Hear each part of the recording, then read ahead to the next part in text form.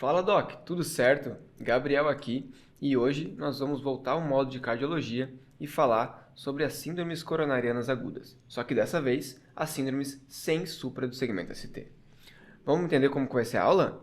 Doc, a gente vai definir o que é uma síndrome coronariana sem supra do segmento ST, a gente vai te mostrar como fazer o diagnóstico do infarto sem supra e da angina instável, mostrar alguns outros padrões eletrocardiográficos muito importantes e como tratar essa condição. Doc, se liga nessa questão aqui para a gente começar a aula de hoje. É uma questão que mostra um paciente masculino que sugere um quadro de infarto sem supra do segmento ST. O que a gente tem que fazer com ele? Tu sabe?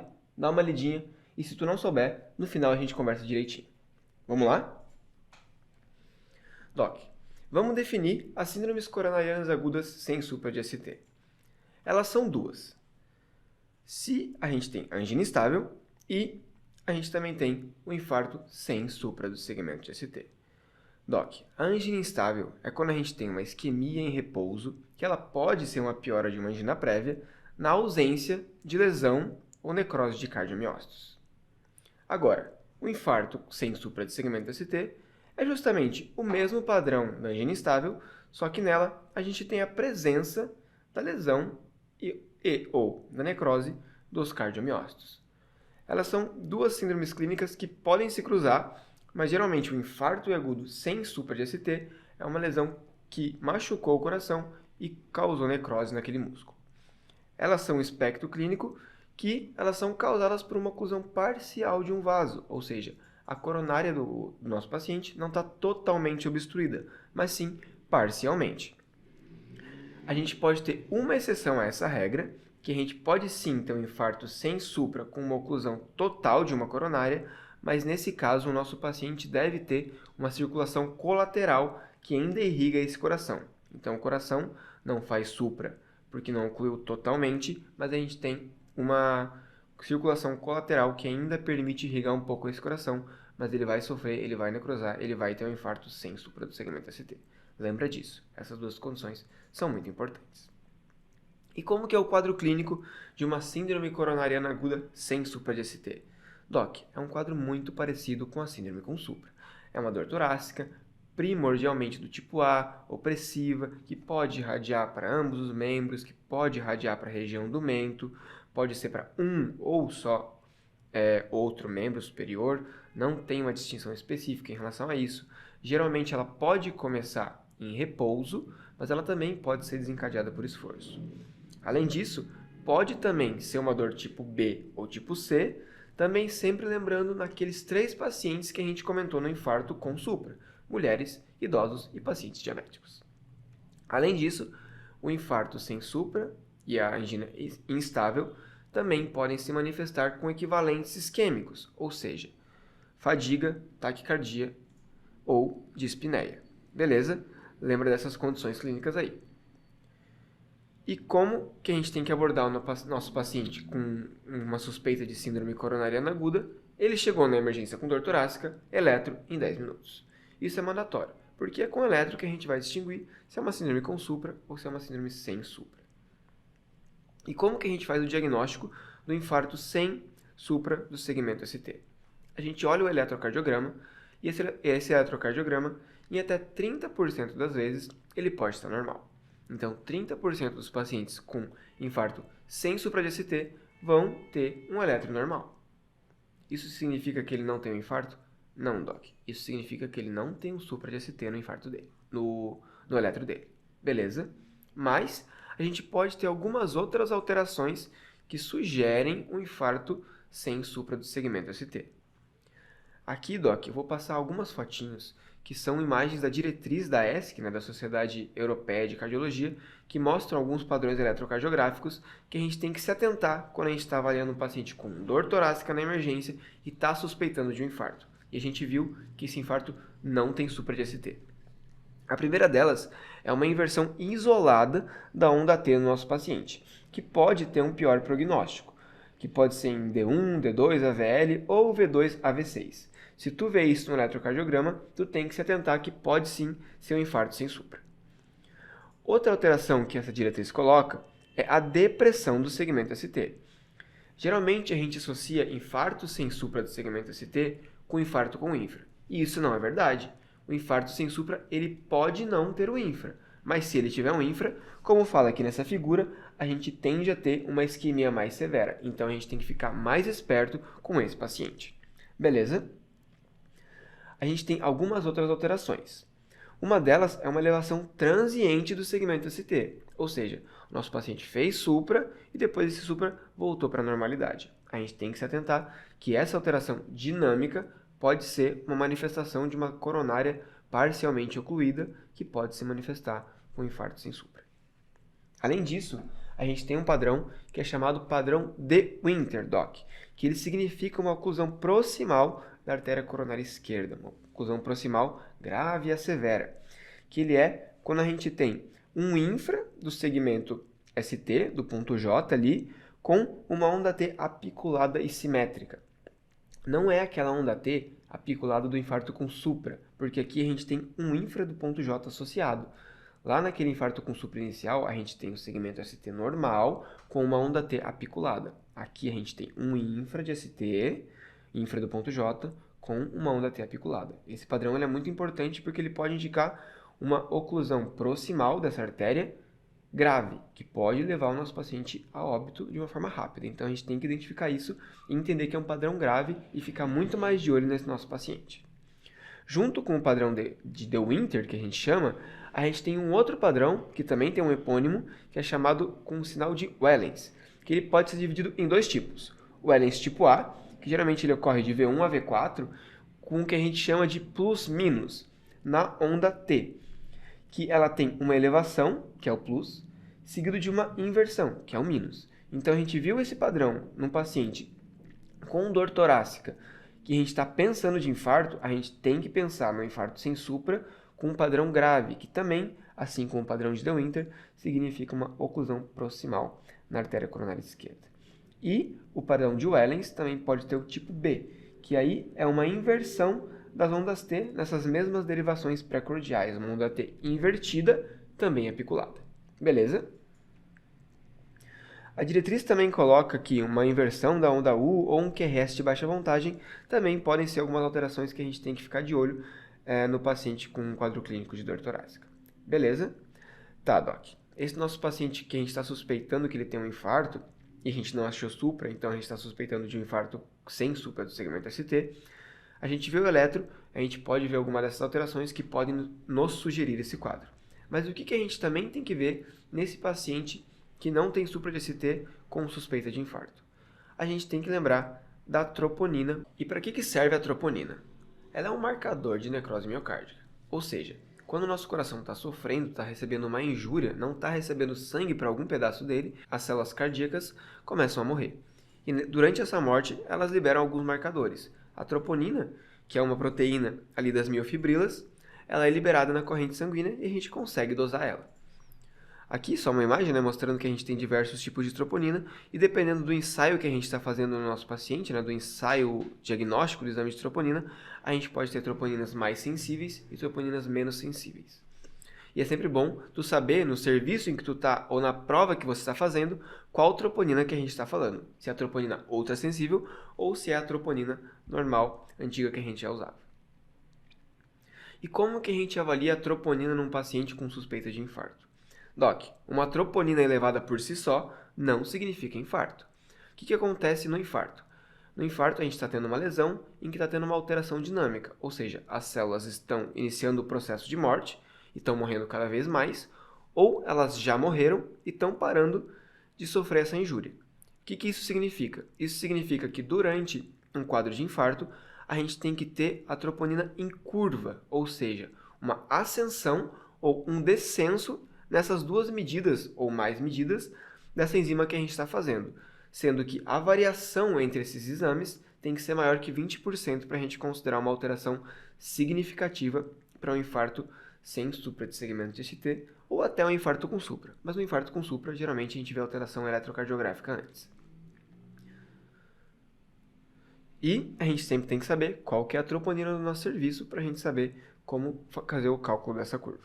E aqui, só um gráfico mostrando que durante um processo de infarto, né, aqui o tempo decorrido após, aqui nesse gráfico em dias, e aqui no eixo de cima, às vezes, né, a quantidade que essa troponina variou. E a gente pode perceber que essa troponina faz uma curva, ou seja, ela começa a crescer e dependendo do tanto do nosso coração que morreu, ela passa a reduzir a sua quantidade e a gente pode tanto ver essa ascensão quanto esse descenso, sendo ele maior ou igual a 20%, a gente pode diagnosticar infarto. Beleza? E como que a gente faz esse diagnóstico, então, de uma síndrome coronariana sem supra do segmento ST?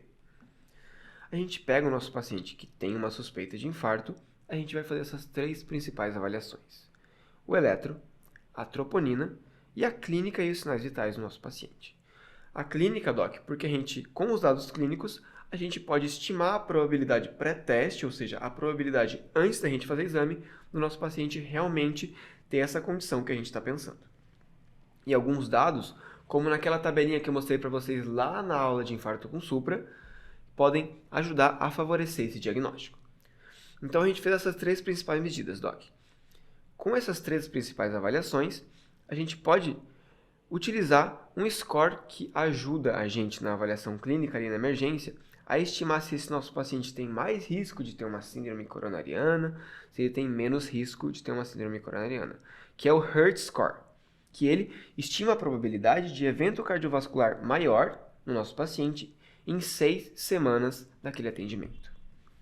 Se a gente tem um Hertz Score menor que 3, em geral, a gente pode liberar esse paciente com maior tranquilidade para um segmento ambulatorial. Mas ele tem que ser acompanhado, porque ele teve um quadro clínico que a gente tem que investigar. Agora, se a gente tem um Hertz Score maior que 3, geralmente a gente interna esse paciente e dependendo do resultado dos outros exames dele, a gente pode ou investigar ele com um teste não invasivo ou fazer alguma outra investigação com um teste um pouco mais invasivo. Aqui, só a tabelinha mostrando para vocês quais que são os critérios, né? Quais são os critérios do score Hertz. Aqui vocês leem com um pouquinho mais calma para vocês interpretarem. É um score bem fácil de ser aplicado no atendimento da emergência, que ajuda muito a gente liberar e conduzir o nosso paciente com mais tranquilidade. Mas, Doc, junto com tudo isso, a gente não pode deixar de lembrar que o infarto com supra e o infarto sem supra, eles podem ter alterações dinâmicas, ou seja, o nosso paciente agora está apresentando uma coisa, mas daqui a pouco ele pode evoluir e nos mostrar algum achado que previamente ele não tinha. E para isso, essa curva aqui, a gente tem que se atentar muito para ela, que a gente tem que seriar tanto o eletrocardiograma quanto a troponina. Lembrando que a troponina a gente seria ela conforme o ensaio clínico laboratorial que a gente tem. Se ela é uma troponina ultrassensível, a gente pode seriar de hora em hora. Se ela é uma troponina que não é ultrassensível, a gente tende a seriar de 3 em 3 horas. Lembrando que a variação dessa troponina, se for maior que 20%, a gente tem o diagnóstico de infarto. Beleza? E aqui, esse quadrinho da diretriz da ESC mostra toda essa gama de possibilidades num paciente com uma suspeita de síndrome coronariana aguda. Aqui na primeira linha, ele mostra que a qualidade, que a clínica da dor torácica, ela pode nos sugerir mais ou sugerir menos, né, uma probabilidade maior ou menor dele ter um infarto ou não.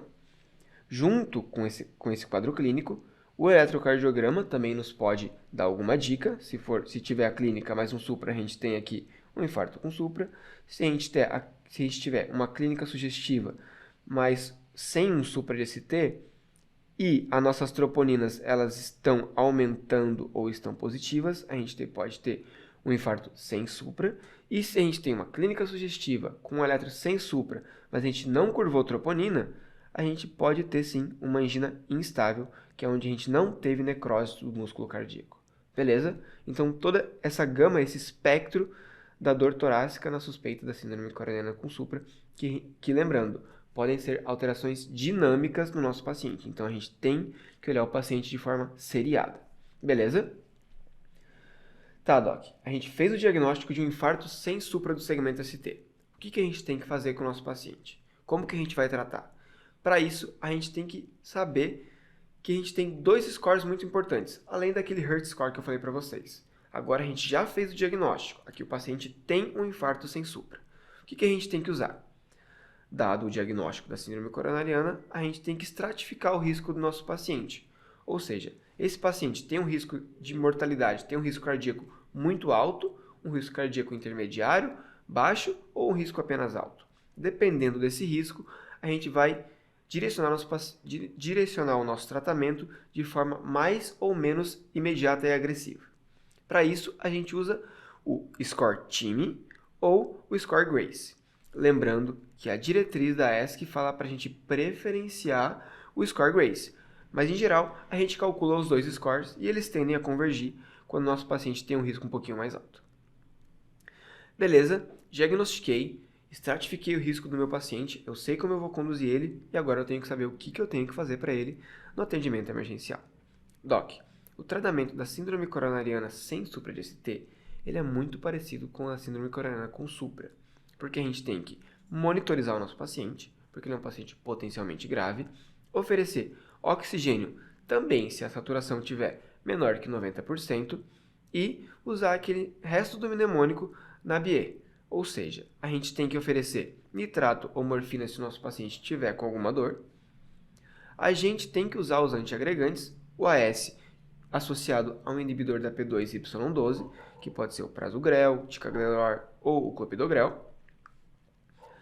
Utilizar a heparina, preferencialmente não fracionada, a inoxa ou até o fundaparinux. E aqueles 3 medicações que a gente tem que usar elas em até 24 horas, mas não necessariamente imediatamente no nosso paciente, mas elas têm que estar na primeira prescrição feita pelo paciente, que é o beta-bloqueador, o IECA ou o BRA e a estatina, sempre de alta potência. Então essas 3 medicações têm que entrar nas primeiras 24 horas, mas a gente não precisa fazer assim que a gente viu o nosso paciente, viu a troponina alterada. E a escolha do tratamento definitivo, que lá no infarto com supra era trombolizar ou mandar para o cateterismo, aqui no infarto sem supra ela é feita com base na estratificação de risco pelo TIMI ou pelo GRACE score. Se o nosso paciente tem um risco baixo, calculado por algum desses scores, a gente tende a fazer um teste não invasivo, um eco de estresse ou uma ressonância magnética.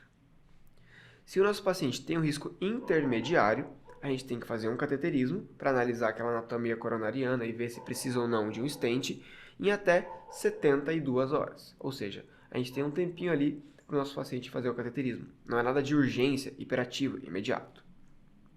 Agora, se o nosso paciente tem um risco cardiovascular alto, calculado pelos scores, feita todas aquelas medidas que a gente acabou de falar, a gente tem que fazer um cateterismo em até 24 horas. Tá? Não precisa chegar a ser um cateterismo de imediato, mas tem que ser um cateterismo breve, em 24 horas. E doc, se o nosso paciente está com risco cardiovascular muito alto, ou se ele está instável hemodinamicamente, primeiro a gente estabiliza, obviamente, e tendo um diagnóstico de síndrome sem supra, a gente tem que fazer um cateterismo em até 2 horas, doc. É um cateterismo muito urgente. Lembra disso. Conforme o risco cardiovascular vai aumentando, conforme a estratificação de risco vai aumentando, o tempo entre o cateterismo que o paciente tem que fazer diminui. Beleza? Isso porque o nosso paciente tem o potencial de evoluir de uma forma pior quanto maior a estratificação de risco dele. Beleza? E doc, quando que a gente tromboliza o paciente com síndrome coronariana com infarto sem supra de ST? Doc, a gente não tromboliza infarto sem supra. Infarto sem supra é estratificação de risco, medidas clínicas e o cateterismo a depender da estratificação de risco. Lembra disso que você nunca vai trombolizar um infarto sem supra. Isso é erro, doc. Não esquece disso. E tratamos o nosso paciente, fizemos o cateterismo ali, a depender da estratificação de risco, com todas as medidas iniciais, como que a gente vai tratar a longo prazo o nosso paciente? A dupla antiagregação, assim como no infarto com supra de ST, ela tende a ficar por 12 meses. E as 3 medidas que a gente iniciava em até 24 horas, elas tendem a seguir juntas também para o resto da vida do nosso paciente. Um beta-bloqueador, um IECA e uma estatina de alta potência. Lembrando sempre das contraindicações desses medicamentos. Aqui no infarto sem supra, as diretrizes colocam que a gente também pode acrescentar um antagonista mineralocorticoide, uma espironolactona, por exemplo, se o nosso paciente tiver uma insuficiência cardíaca com fração de ejeção reduzida, menor que 40%, ou se ele tiver diabetes. Isso é uma medida adicional a longo prazo, não no tratamento agudo do nosso paciente. Mas lembra dela, Doc, que podem te cobrar em prova ou tu também pode precisar prescrever em algum paciente que tu for atender por aí. Beleza? Lembrou de tudo isso? Então vamos resolver aquela questão lá do início, Doc. Se liga aqui. Um paciente masculino de 48 anos, hipertenso, tabagista, 2 fatores de risco aí, lembra disso, vai para a emergência porque ele está com uma dor retroesternal com irradiação para membro superior esquerdo. Ela iniciou 30 minutos antes, estava em repouso, intensidade moderada, mas foi piorando gradativamente até ele chegar na emergência. No exame físico, ele estava diaforético, com uma pressão de 145 por 78, frequência cardíaca de 104, frequência respiratória de 20 e uma saturação na oximetria de 96%. Em ar ambiente, com uma ausculta cardiopulmonar sem nenhuma alteração. O primeiro eletro mostrava um infra de ST de 2 mm de V1 a V5. Após 30 minutos lá na emergência e 3 doses de nitrato sublingual para aliviar a dor, ele continuou com dor, ou seja, foi refratário ao nitrato. E o segundo eletro, ele mostrava infra de ST de 3 mm nas mesmas derivações, sem evoluir para supra.